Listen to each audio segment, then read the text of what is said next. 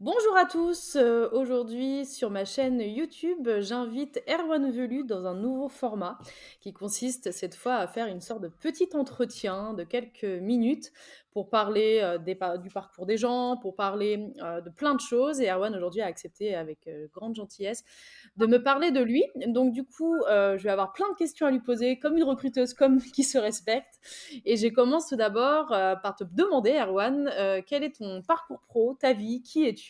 Raconte-moi tout. Salut, bah écoute, content de te rejoindre dans ce nouveau format. Donc Erwan Velu, moi je travaille dans le milieu open source depuis une vingtaine d'années. C'est un point important de ma carrière. Côté éducation, moi j'ai fait de l'apprentissage. J'ai fait de l'apprentissage de Bac+2 à Bac+4. Ce qui m'a permis en fait de trouver mon premier boulot comme ça. C'est un des sujets que j'aime beaucoup aussi dans le recrutement, c'est que les filières, enfin ces filières-là en fait apportent une bonne introduction entre l'école et l'entreprise. Et donc comme ça, j'ai pu commencer mon premier boulot. Et après, donc bah du coup, j'ai bossé pour deux distributions Linux, Mandrake. Il y en a qui ça parlera. J'ai bossé chez Red Hat aussi. J'ai fait de l'embarqué sur des avions. J'ai fait des systèmes multimédia pour divertir les passagers. J'ai fait aussi un peu d'avant-vente, pas que de la technique. J'ai aussi fait de l'avant-vente pour une startup qui s'est crashée en 2009. On faisait du stockage distribué, un truc qui ressemble à Ceph pour ceux qui connaissent. Et depuis, je travaille pas mal dans l'environnement cloud et Bar Metal. Donc aujourd'hui, je travaille chez Criteo, qui est une boîte française qui fait de la publicité. Et mon métier aujourd'hui, c'est de gérer un parc de serveurs, donc un parc physique, m'assurer qu'on achète les bonnes machines avec les bons composants, les bonnes performances, dépatouiller tout ça quand ça marche pas bien. Et pour donner un ordre d'échelle, on gère aujourd'hui un parc de 40 000 machines. Donc ça fait voilà, des trucs sympas, des projets rigolos dans le bas niveau. Top. Toi qui as été justement dans le domaine des avions, super transition, comment on fait son premier voyage dans le monde, informatique en fait? Quelles ont été tes premières armes sur le marché du travail? Alors, mes premières armes pour le marché du travail, c'était déjà, c'est pas forcément la règle parce que je j'aime pas trop ce côté-là, mais c'est le personnel. Il y a des gens qui peuvent avoir du temps et quand j'étais gamin, bah, j'étais un peu geek. Alors, à l'époque, c'était pas un compliment, mais j'étais un peu geek et j'aimais comprendre ce qui se passait derrière ces machines et je voulais la dominer plus qu'elle ne me domine. Donc, j'ai passé pas mal de temps à essayer de comprendre comment ça marchait et en fait, en me rendant compte qu'en fait, en étant même assez jeune, j'étais meilleur que mes profs, et cetera. Enfin, tu vois, c'était un peu bizarre, quoi, en tant qu'enfant, élève, tes profs comprennent pas ce que tu fais, quoi. Enfin, c'est bizarre, quoi. Et donc, bah, je me suis dit, bon, bah, j'ai une carte à jouer, je vais la tirer. Et donc, ça m'a permis de développer des compétences. Et puis, bah, après, quand j'ai fait cette alternance-là, je me suis dit, à un moment, il faut que je me jette à l'eau. Il y a un truc qui s'appelle Linux qui est en train de débarquer. C'était en 99. J'y comprends que dalle et il faut que je me jette là-dedans. Donc, j'ai fait mon stage en apprentissage là-dedans. C'est comme ça que j'ai fait cette transition, on va dire, en amenant ma passion de l'informatique et en la proposant en fait à cet employeur qui s'appelait Mandrake à l'époque, hein, de dire bah, j'aime ça, j'ai envie de taper dedans, je sais faire tout ça, mais voilà, j'ai envie d'apprendre. Et ils m'ont dit bon allez vas-y go, viens avec nous. Et c'est comme ça que j'ai démarré. Super. Et comment on passe, quoi, quels sont selon toi les trucs qui marquent le passage de junior à senior en fait? Quoi, quels sont, les moments où on dit: «Tiens, intérieurement, là, je suis plus junior, je suis senior», en fait? Est-ce qu'il y a quand même, des choses que toi, tu arrives à identifier de par ton expérience ou pas du tout? Alors le problème que j'ai avec ce terme senior, c'est que ça peut décrire soit on dirait un âge, on dirait une durée de travail, soit une compétence. Et que malheureusement, moi, dans mes expériences, j'ai la chance de côtoyer des gens vraiment très talentueux. Et pour moi, la seniorité n'est ni une affaire d'âge, ni une affaire enfin, toi, enfin, il y a juste des gens qui ont envie, enfin, qui emmènent les autres et qui aident à partager, enfin, qui partagent, pardon, ce qu'ils savent. Et c'est plutôt ça, la seniorité, c'est ta capacité à montrer ce que tu fais aux autres et à embarquer les autres et à les faire progresser. Et ça, il y a des gens qui sont très jeunes et qui savent déjà faire ça, transmettre leur savoir, transmettre leur amour de ce qu'ils font aux autres pour les aider. Et pour moi, c'est ça la seniorité. C'est pas avoir fait 25 ans de boulot ou être le meilleur techniquement, etc. Pour moi, ça, c'est pas les bons critères. Le bon critère, c'est quelqu'un qui est à la fois humble. Moi, c'est ce que j'ai cherché dans mes mentors, etc. C'est des gens qui vont être humbles, qui ont une grosse connaissance, mais qui vont t'aider à progresser dans ta compréhension de ton métier en te donnant juste ce qu'il faut pour avancer. Pour moi, cette transition, c'est quand tu es capable, en fait, entre junior et senior, c'est être capable de t'abstraire de ce que tu sais ou de ce que les autres ne savent pas et essayer de transmettre et de partager le plus possible, tes connaissances. Et à quel moment tu t'es senti senior alors? Heu, c'est une bonne question, à partir du moment où je me suis rendu compte que j'aidais les autres, ou que je pouvais aider les autres et donc ça, je dirais, au bout d'une dizaine d'années, je pense, de boulot, parce que les 10 premières années, j'ai passé plutôt à manger, plus qu'autre chose. C'est-à-dire que, bah, quand tu es face à des mecs, qui sont très forts, bah, tu te sens tout petit et tu apprends comme ça.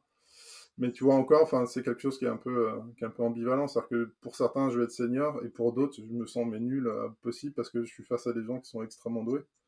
Et tu vois, tu peux être senior sur des bouts de trucs vis-à-vis de certains, mais vis-à-vis d'autres, tu es vraiment un junior, voire un newbie, total.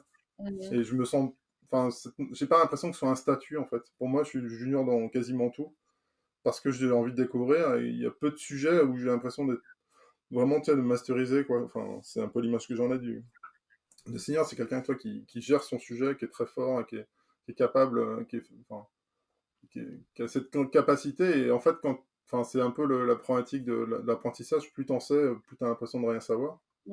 Et parfois, quand t'es face à enfin, cette plaine devant toi de connaissances et de machin, tu fais en fait, je sais rien, donc est-ce que je suis vraiment senior? Techniquement, j'en sais rien. Quand tu vois ton bulletin de paye à la fin, tu dis: «Ouais, je suis senior en fait». Ouais, ouais, il y a ce côté-là, mais tu vois, de l'autre côté, enfin, encore une Je fois, vois ce que tu il y a veux les dire. marches qui sont tellement hautes devant moi que je me dis, waouh, enfin, j'ai pas l'impression d'être senior, quoi. Et je pense que cette position, enfin, je reviens au point d'avant, mais cette position d'humilité, elle est importante. Il faut Mmh. que tu aies toujours une perspective de progression, une perspective de ce qui peut te faire t'améliorer, etc., pour que tu aies envie aussi euh, d'être meilleur avec les autres, et d'être humble, et de jamais être pédant, et de jamais être cassant, etc. Pour moi, c'est ça la seniorité, c'est être capable de transmettre tout ce que tu sais, sans jamais. Et comment tu mesures l'impact de ton aide, en fait? Est-ce que tu arrives à un moment donné, ce soit c'est des retours de personnes qui te disent: «Ça m'a aidé dans tel, endroit, à tel moment», ou alors, au moment où tu les suis sur la durée, tu vois qu'il y a une progression? Comment tu arrives à évaluer ça, cet impact que tu as dans l'aide, en fait, que tu peux Bah, apporter aux autres? ça va être à la fois effectivement de ce qu'ils peuvent me dire en me disant putain merci, j'avais jamais vu ce Mmh. truc-là, ou je savais pas que ça existait, ou j'avais pas compris, ou merci de d'avoir passé. Et puis c'est le fait aussi qu'ils reviennent. Quand tu expliques une fois Ouais. un truc et que le mec il dit bah tiens la dernière fois tu m'as aidé là-dessus, est-ce que tu peux me donner un coup de main, etc. Et pour moi ce signal c'est à quel point les gens ont envie de te ping entre guillemets pour te poser une question, ou pour avoir ton avis sur un sujet, même parfois t'es pas forcément compétent, mais il dit tiens j'aimerais bien avoir ton avis là-dessus, qu'est-ce que t'en penses, etc. Et le fait qu'on vienne vers toi pour aller chercher de l'information, je trouve que c'est ça le bon critère, quoi. Et aujourd'hui, si on te donne un espace libre, là, comme ça, sur cet entretien, tu mettrais quoi sur la table de l'entretien? Qu'est-ce que tu as envie de dire? Sur la table de l'entretien, alors si on joue dans le rôle d'entretien, d'embauche, par pitié, les recruteurs, lisez nos CV. Il y a encore eu un thread ce matin sur Twitter là-dessus.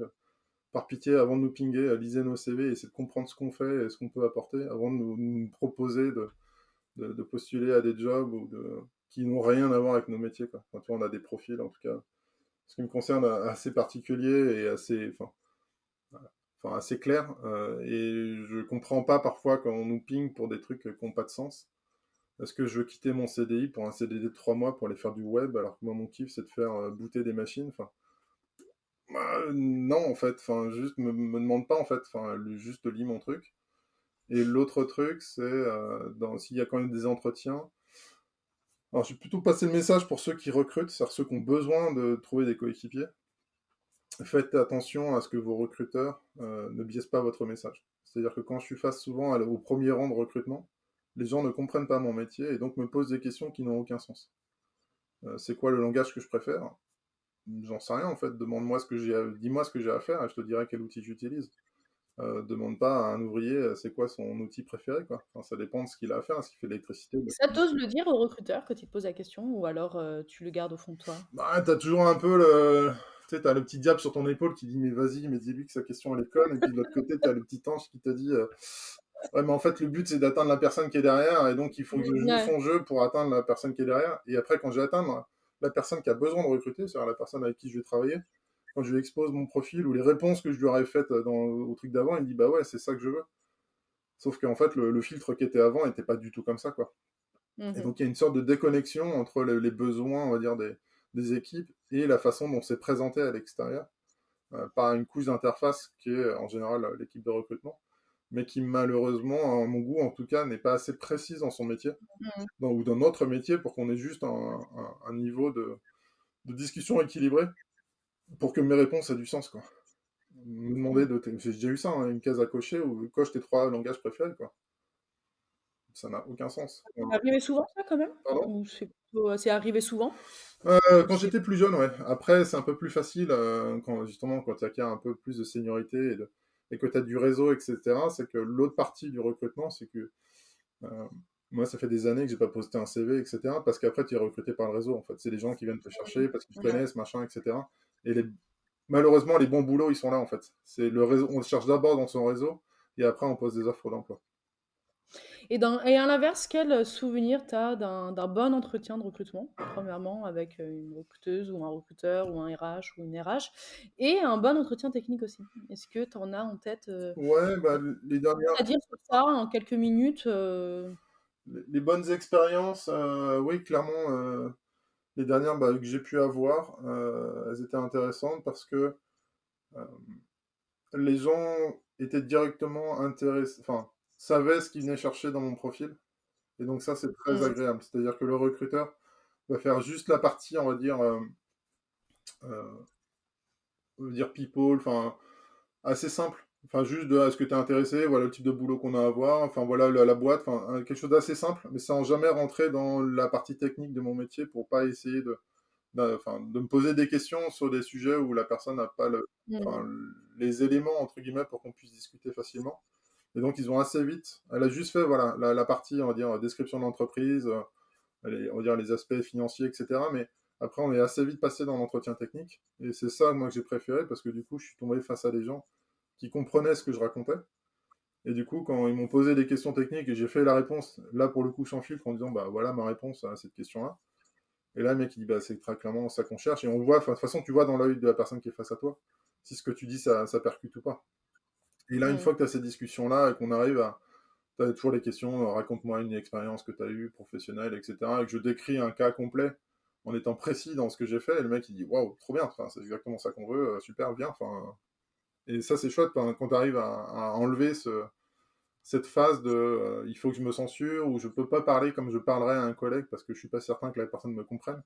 Mmh. Et ça, je trouve ça agréable, en tout cas pour ceux qui recrutent, de mettre les bonnes personnes en face enfin, les bons recruteurs, entre guillemets, techniques, face à des profils, pour être sûr qu'il y a une bonne adéquation et qu'il n'y ait pas de censure des deux côtés. Moi, je pars du principe que dans les problèmes de compréhension, des fois, il y a une histoire on est 2 dans tu vois, dans une communication. Mhm. Qu'est-ce que tu donnerais comme conseil aussi? Alors je dis pas que je suis en train de défendre les recruteurs, hein, mais qu'est-ce que tu donnerais aussi comme conseil à tes pairs, à des développeurs, à des développeuses pour être aussi mieux, compris en entretien, que ça soit sur la partie support de CV, mais aussi sur la partie de la discussion? Est-ce qu'il y a quand même des choses sur lesquelles peut-être les personnes doivent travailler aussi pour être mieux compris? Ouais, dans les CV, parce que j'en ai relu pas mal aussi, hein, moi, en tout cas, un des conseils que Mmh. je donne, alors chacun a ses conseils de CV. Mmh. Moi, celui que je donne et que j'applique aussi pour moi-même, c'est que je fais un CV asymétrique. C'est-à-dire que je mets beaucoup de place sur les dernières expériences qui ont du sens et qui sont proches de ce Mmh. que je sais faire aujourd'hui. Et le stage de troisième 2, machin, je l'enlève, quoi. Enfin, on s'en fiche. Enfin, tu vois, où tu mets une ligne à la fin si ça te fait plaisir. Tu Mais... le mets ça vraiment ou pas? Ah non, mais j'ai Donc vu des CV qui sont symétriques, par exemple, où tu as autant ouais, d'espace d'accord. utilisé pour le stage de troisième 2 que la dernière XP que tu as fait dans une boîte d'ingénierie, quoi. À un Mmh. moment, on te dit, bah non, en fait, là, t'aides pas ton recruteur, mais l'expérience la plus intéressante et celle qui te décrit le plus en haut et avec le plus de détails. Et c'est pas grave si tu prends la moitié de la page, mais mets des éléments qui sont concrets et qui te définissent et qui expriment ce que tu as fait en termes de responsabilité, Mmh. de technique, etc. Pour que la personne, en une demi-page ou une page, elle ait pigé ce que tu sais faire. Et puis le reste, bah, c'est là sur la deuxième page ou troisième page, on s'en fiche. Mais tu vas mettre des choses qui ont moins d'intérêt par rapport au boulot, mais il faut qu'en une page, la personne dit, ah ouais, ok, dans son boulot, il a fait ci, il a fait ça, etc. Il a fait telle responsabilité, ou il a fait telle techno, machin. Ok, c'est bon, j'ai déjà une première vue synthétique de ce qu'est capable de faire la personne. Enfin voilà, c'est en tout cas un des commentaires que je fais en général sur les CV, c'est enfin, décrivez-vous le plus possible sur cette dernière XP, si c'est elle hein, qui te définit, mais en tout cas, mets l'expérience qui te définit le plus en haut de ton CV. Euh, Après, qu'est-ce que je peux donner d'autre pour qu'on soit plus clair Bah oui, donner aussi ses motivations, ses intentions ou les sujets qui vraiment qui te plaisent. Je pense que c'est bien d'être aussi clair en disant: «Voilà, moi, c'est ça que j'aime faire, c'est ces technos-là que j'aime faire» et cetera. Sans pour le coup, si possible, sans trop se censurer, parce que parfois dans les boîtes, il faut mettre les bons keywords, ou les bons mots-clés, pour être recruté parce qu'il y a une techno à la mode et cetera. Parfois, c'est aussi bien de dire: «Voilà, j'ai participé dans ce projet» ou «Je sais faire ça» ou moi, c'est ça qui me fait plus plaisir. Je sais aussi faire ça, mais c'est vrai que j'ai plus d'affinité avec ce projet-là. Ou, essayer de donner le plus de clés possible sur tes capacités, on va dire, techniques. Euh, et je pense aussi, ça, en tout cas, pour ma part, c'est ce que je vends le plus. C'est pas ce que je sais, c'est ce que je peux apprendre. Et Mmh. montrer aussi qu'on n'est pas juste euh, une compétence à un instant T. C'est-à-dire que si l'entreprise t'achète parce que tu sais faire un truc et un seul truc, moi j'ai peur qu'au final, tu sois juste la boîte à outils pour exécuter quelque chose. Alors oui, on recrute souvent pour un projet, etc. Mais je trouve ça intéressant quand l'entreprise essaie de comprendre plus le profil de la personne que ses capacités technologiques. Oui, ok, le mec il sait faire tourner un tournevis cruciforme, bah, si demain il doit prendre une perceuse ou une scie sauteuse, bah, il a la capacité d'apprendre à passer sur ces technos-là, même si elles sont un peu différentes. Je sens que la personne est câblée, elle sait réfléchir, elle sait apprendre. Et si tu arrives à montrer aussi ces aspects-là d'apprentissage, je trouve que tu ouvres plus de clés, en tout cas à la personne qui te recrute, de dire, bah, si jamais ça se passe pas super dans ce poste-là, est-ce que je peux pas le réutiliser ailleurs, ou est-ce que je peux pas, est-ce que, enfin, Mmh. voilà, essayer de donner un peu de démontrer son caractère et sa capacité d'innovation ou d'apprentissage. Ça me paraît être un truc clé pour les entreprises, pour comprendre, ouais, qui tu es, quoi. Et là, on est en mode entretien et si vraiment tu avais la possibilité aujourd'hui de faire, je sais pas, un gros coup de gueule pro, en fait, ce serait quoi, en fait? Ce serait sur quel sujet, sur quel domaine, sur quelle expérience aussi peut-être? Une anecdote à partager? J'en sais trop rien. Mais tu mettrais quoi, une fois de plus, sur la table, de l'entretien? Alors, pour les entretiens, alors, je vais faire une double réponse. La première, c'est arrêter de mettre des barrières, enfin, en tout cas dans nos métiers, mais des barrières de diplôme et de machin. Enfin, juste, on s'en fout, quoi. Il faut un bac plus 5. Mais qu'est-ce que ça veut dire? Ça veut juste rien dire. Je cherche juste quelqu'un qui est intelligent et qui sait réfléchir, mais on se fiche de son diplôme. Enfin, et le pendant de ça, pour moi, c'est l'open source. C'est que, en tout cas, moi, je suis Mmh. un, un persuadé d'open source. En tout cas, c'est ma carrière depuis une vingtaine d'années. Et c'est plus que mon boulot. Aujourd'hui, j'en vis, mais j'en ai toujours vécu. Mais c'est aussi une philosophie de vie, enfin, une philosophie, parce que j'en fais sur mon temps libre. On le fait aussi dans d'autres formats de partage de connaissances, parce que je reviens au sujet de partage de la connaissance, mais l'open source, c'est aussi le partage de la connaissance. Et de pouvoir utiliser l'open source comme critère de recrutement, je trouve que c'est quelque chose qui est très intéressant, parce que ça permet de s'affranchir des biais de recrutement qu'on peut avoir. Mmh. Quand tu cherches en tout cas, enfin, c'est souvent des approches enfin, que j'essaye d'avoir quand on cherche des gens pour bosser avec nous, c'est bah, cherche les projets sur lesquels tu as besoin de travailler, et dans ces projets-là, regarde s'il y a des gens qui contribuent. Et dans les contributeurs de ces projets-là, bah, tu vas trouver des gens qui sont déjà OK avec la techno, qui savent interagir avec des communautés, qui savent enfin, voilà, se mettre au service toi, d'un projet ou d'une technologie. Et ce qui est génial, c'est qu'en trouvant ces profils-là, tu enlèves tous les biais, on va dire, un peu classiques d'âge, de religion, de sexe. Enfin, tous ces trucs-là n'existent pas puisqu'en fait, tu recrutes un profil. C'est que tu vois, c'est un nickname, parfois, c'est même pas le nom de la personne, c'est juste quelqu'un qui participe, c'est une entité qui participe à un projet. Et c'est cette entité-là qui t'intéresse. Et du coup, euh, pour les recruter, je trouve ça hyper intéressant. En tout cas, c'est quelque chose que j'essaye de présenter le plus possible, c'est de dire, pour les jeunes, si vous participez dans ces communautés open source, ces communautés-là sont très accueillantes, en général. C'est-à-dire qu'on a besoin de petites mains. Il y a plein de projets aujourd'hui qu'on utilise tous, et dont on a l'impression que c'est des montagnes, et que c'est gigantesque, et que c'est des trucs qui roulent, et que voilà, enfin, on peut visiter toutes les technos open source.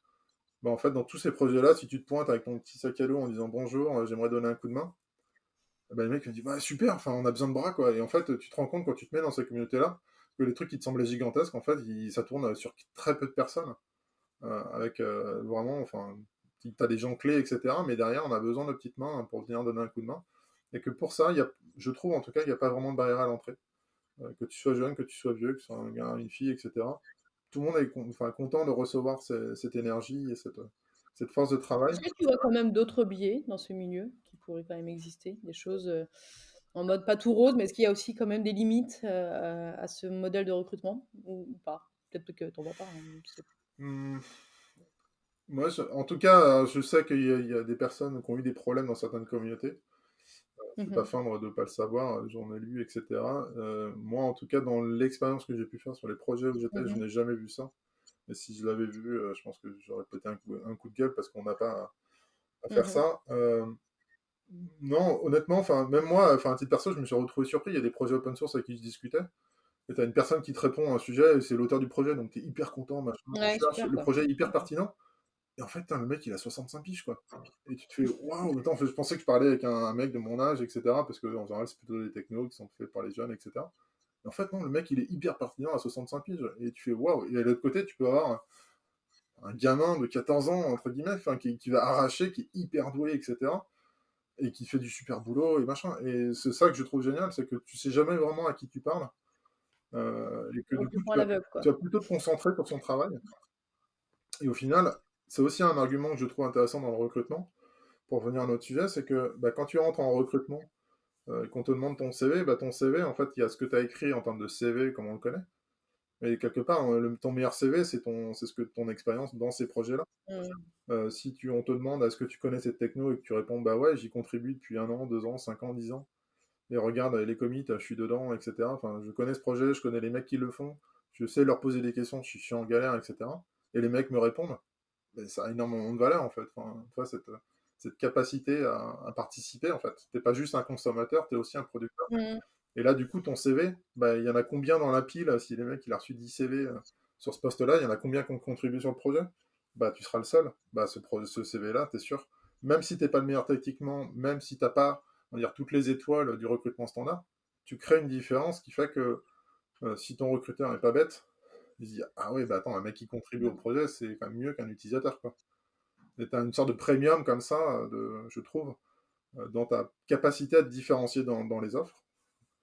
Parce que bah, sur le marché, on n'est jamais tout seul. C'est rare qu'on soit tout seul sur une offre d'emploi. De pouvoir montrer ta différence parce que tu as fait ce travail-là d'intégration, moi je trouve que ça a énormément de valeur et ça fait des. En tout cas, je trouve, en tout cas dans mon environnement proche, c'est comme ça fait des très belles carrières. Tous les gens. Et toi qui justement dans voilà le côté open source, le côté transparence, le côté, entraide et cetera, quel message tu donnerais à tous ceux et celles qui se lancent dans ce métier de l'informatique, que ça soit des juniors, que ce soit des personnes débutantes en reconversion, que ce soit des personnes qui font aussi des changements de métier, par exemple, je sais pas, de PO par exemple à dev ou ce genre de choses.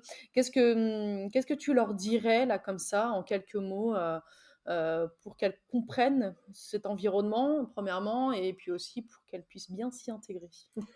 Euh, la première chose, c'est n'ayez jamais honte de vos parcours. On a tous des parcours bizarres en fait dans ces milieux-là. Il y a pas de voie royale, il n'y a pas d'école pour apprendre ce qu'on fait en fait dans ces projets-là. Donc on est tous bizarres en fait. On est tous avec des projets différents, avec des parcours de vie différents, des intérêts Je différents. t'interromps juste 2 secondes. Quand tu dis: «Il y a pas d'école», tu veux dire quoi exactement? Donc, Le métier qu'on fait dans ces secteurs de l'open source, il n'y a aucune école. ah oui d'accord, dans l'open source, Il n'y a aucune, enfin en tout cas dans l'open source, et ouais. moi Mmh, oui. enfin, c'est l'axe là que j'essaie un peu de défendre, c'est de dire en Mmh. fait il y a des voies de travail parce que c'est des projets qui aujourd'hui sont utilisés partout dans le monde, hein. Tu enlèves l'open source, tout s'arrête, hein. Enfin, c'est un truc de fou. Mmh. On s'en rend pas forcément compte, mais si tu enlèves tout ce qui est Mmh. open source, il n'y a plus rien qui fonctionne. Internet, enfin, tous les outils d'entreprise, etc. Même si parfois c'est packagé par des boîtes proprio, si tu enlèves les composants qui sont associés, tout s'arrête. Ça c'est vrai. Donc ce que je veux dire, c'est qu'apprendre à faire ces métiers d'open source, c'est-à-dire être capable de prendre un projet, d'aider au projet, de contribuer au projet, de résoudre des issues, etc., faire de la documentation, donner des coups de main, etc. Personne ne t'apprend ça dans les écoles. C'est quelque chose, c'est soit tu as envie de le faire et tu le fais, mais personne ne va t'emmener à le faire. Personne ne va même t'expliquer que c'est quelque chose qui est valorisé. On va te valoriser les super développeurs, les trucs de piscine, etc., où c'est celui qui nage le plus. Enfin, toi, les trucs des écoles d'ingé, etc., où c'est le dernier qui arrive à survivre qui a gagné. Je caricature un peu, mais il y a un peu de ça. Dans les trucs open source, c'est tout l'inverse. Enfin, je trouve, en tout cas, moi, dans les communautés que je vois, c'est plutôt ceux qui vont aider qui vont être valorisés. Et Mmh. donc, il n'y a pas de parcours pour arriver là, donc on arrive tous de parcours très différents. Et donc, il y a pas à avoir honte de quoi que ce soit de ce qu'on a fait avant. Honnêtement, on s'en fiche. Ce qui va compter, c'est ce que tu fais à partir de maintenant. C'est ta capacité à t'intégrer, à discuter, Il y en a qui vont avoir plutôt des aspects, on va dire, organisationnels, qui vont aider à trier les bugs, etc. Il y en a d'autres qui vont être plus techniques, à essayer de dépanner des problèmes. Il y en a qui vont faire de la documentation, etc. Enfin, chacun va apporter ce qu'il sait faire au début, puis après, ça peut évoluer en fonction de ta compréhension, de tes capacités, etc. Et donc, il faut jamais se dire c'est pas possible, c'est trop compliqué, c'est trop gros. Enfin, c'est pas vrai en fait. C'est vraiment ouvert. C'est toi, c'est à toi d'y aller et de donner ce que tu peux donner sans jamais te poser de questions. Et les meilleurs exemples que je peux te donner, c'est aujourd'hui dans mon entourage, il y a des gens qui ont fait des trucs, enfin, des, des filières de DESS, enfin, d'économie, de marketing, etc. Et qui, évidemment, disent, mais non, j'en ai marre, enfin, je vais faire autre chose, qui se mettent là-dedans et qui tapent dedans et qui font leur taf et qui, au final, sont reconnus pour leurs compétences, parce que bah, juste ils sont compétents en fait. Enfin, on se fiche de ce qu'ils ont fait avant, c'est l'histoire du CV de tout à l'heure. Ce qui compte, c'est ce que tu es capable de faire aujourd'hui. Tu montes ce que tu as fait, bah voilà, fin de l'histoire. Enfin, le reste, on s'en fiche. C'est est-ce que tu veux cette capacité-là que j'ai à produire et à aider ces projets-là et à contribuer, machin, ou est-ce que tu veux mon expérience passée qui n'a rien à voir? Bah non, prends ce que je sais faire aujourd'hui. Et ça marche. Enfin, les recruteurs, ils entendent ces messages-là parce que s'ils sont intéressés par les technos que tu as ciblés, bah forcément, ça crée énormément de valeur pour eux de se dire que je recrute quelqu'un qui est compétent, qui sait faire, etc. Et Super. juste le dernier truc là-dessus, Pardon, désolée. c'est que tout est possible. C'est-à-dire Mmh. que parfois, il y a des trucs, toi, moi, un jour, barbecue avec des copains, on était en train de discuter de noyau Linux, etc. Et en fait, je me suis dit, putain, pourquoi je mettrais pas ces mecs-là dans une salle pour faire une conférence? Et au final, ce truc-là s'est transformé en Ah, une c'est comme conférence. ça qu'ils naissent des sujets de conférence, OK, un barbecue, Mais tout non, mais ça, je te trop promets, cool. on est parti d'un barbecue avec trois potes en train de discuter de Linux. Et je me suis Ah dit, bah, c'est attends, mais ça, j'ai il faut cette que tu aies chance de ne parlé pas avec le le voir barbecue alors. faire ça avec eux. Je les ai foutus dans une salle, on a créé une conférence avec deux, trois copains, ma femme, etc. Et au final, on a créé une conférence qui aujourd'hui est reconnue dans le monde entier, où les gens limite se battent pour venir, quoi. Et tu fais, waouh, en fait, on est juste parti d'un truc, il n'y avait pas de barrière, on l'a juste fait parce que nous, ça nous éclatait. On a fait un truc qui nous plaît, on l'a vendu à des gens en disant, bah nous, on va faire ça, c'est envie de m'aider. Les mecs, ils disent, ouais, super et tout, je vais venir. Et au final, le truc, il part et tu fais, waouh, en fait, juste ça marche, quoi. Et il n'y a pas de barrière, vas-y, fais-le. Enfin, va avec ton énergie, avec tes idées, tes machins. Et personne ne va te juger ou te dire, enfin voilà, fais les choses. Et s'il y a des gens qui accrochent à ton idée, bah c'est cool. Et après, tu le valorises, quoi. Super, Erwan. En tout cas, vraiment, ton témoignage, il est très intéressant parce qu'il parle à la fois, je trouve, de ton expérience pro et puis aussi de pas mal de petits tips, conseils. Et j'ai l'impression que vraiment le fil conducteur de nos discussions, c'est ça, c'est l'entraide. Et tu l'as mis, cette entraide, en fait, sur la table sur plein, plein d'aspects. Donc, c'est vraiment, en tout cas, le sens même aussi de ce podcast et puis de cette vidéo et de cette chaîne YouTube. C'est vraiment d'aider les autres personnes. Et c'est le ressenti que j'ai en tout cas. Donc vraiment, j'ai envie de te dire à la fin de cet entretien, à bientôt. Bah oui, carrément, avec plaisir. Voilà, avec grand plaisir. Et puis n'hésite pas, je sais pas, me suggérer des personnes aussi, typiquement, que tu peux même la citer maintenant, que je pourrais interviewer ou en off, c'est comme tu préfères, mais en tout cas avec grand plaisir pour renouveler l'expérience. Et bah super, merci à toi. Je vais réfléchir, puis oui, je Voilà, t'enverrai ouais, des noms. ça marche, on fait ça comme ça. Bah, je te remercie en tout cas et très très bonne journée et à Ouais, bientôt. à bientôt, salut. Salut.